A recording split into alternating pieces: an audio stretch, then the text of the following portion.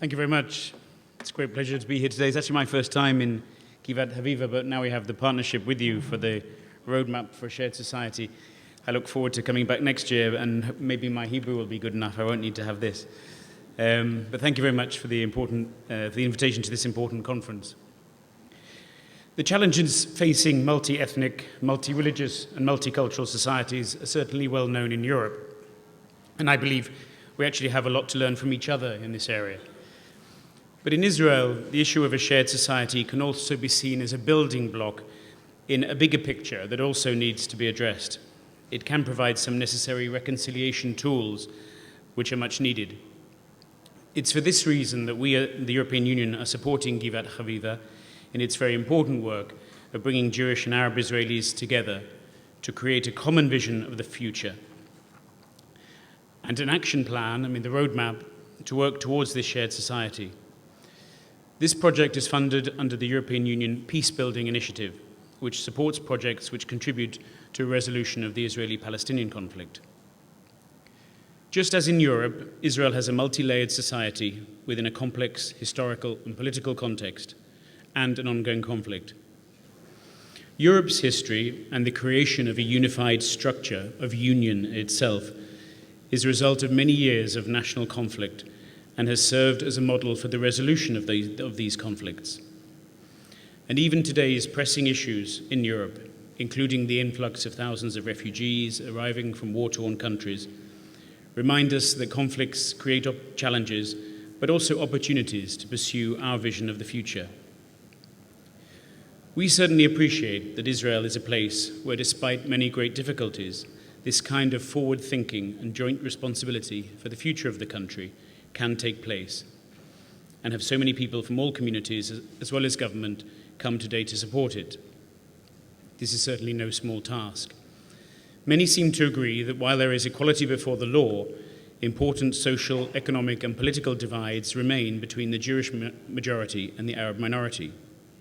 These divides are palpable in employment and housing statistics, but also in recent public opinion polls about Jewish and Arab attitudes towards each other.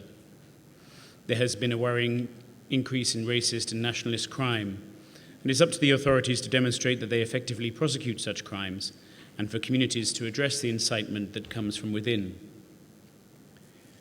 Many important efforts have been devoted to addressing the gaps between Jews and Arabs in Israel, a lot of them supported by the European Union or by individual European Union member states. As much as it is important to build interpersonal ties, to work on mutual understanding of the other, and to promote relations between communities, it is also vital to address structural inequalities.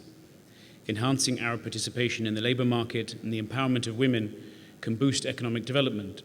Equitable land allocation and urban planning is key to allow legal development of housing and business.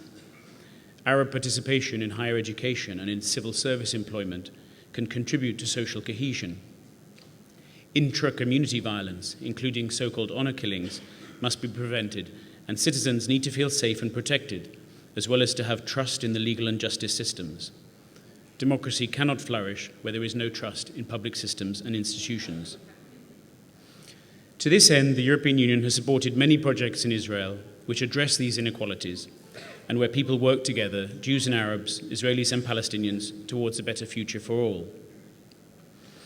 We are aware that the current insecurities and conflict in the region do not assist in this mission, and we don't always have the answers. But we do know what won't help: incitement, hate speech, creating or widening divides between communities, revenge and lack of forward thinking. All these things don't work. And we know that from our own experience in Europe. There is a logic taking hold in parts of Europe that we must now build our fences to thwart external threats. By making migration policy, in particular, a security issue, mainstream parties are reinforcing the idea that populations are vulnerable to foreign intruders. Nativism of this sort has implications not only for immigration and asylum policy. A populism that portrays all forms of interdependence as a threat rather than as the best form of security threatens not only our political and economic integration in Europe, but fundamentally also our European society. If mainstream politicians join the xenophobic chorus, they undermine anti-racist norms and encourage prejudice. The only long-term argument to counter the fortress mentality is to make the case for openness and integration as the best form of security. And this is certainly what I will be thinking when I cast my ballot in Britain's referendum on membership of the European Union in 1 month's time. But that's enough about Europe. I'm here today to learn about Israel. I commend Giv'at Chaviva with the plan to develop a roadmap for shared society for the conference next year. The European Union looks forward to working with Giv'at Chaviva over the coming year. Toda Rabba.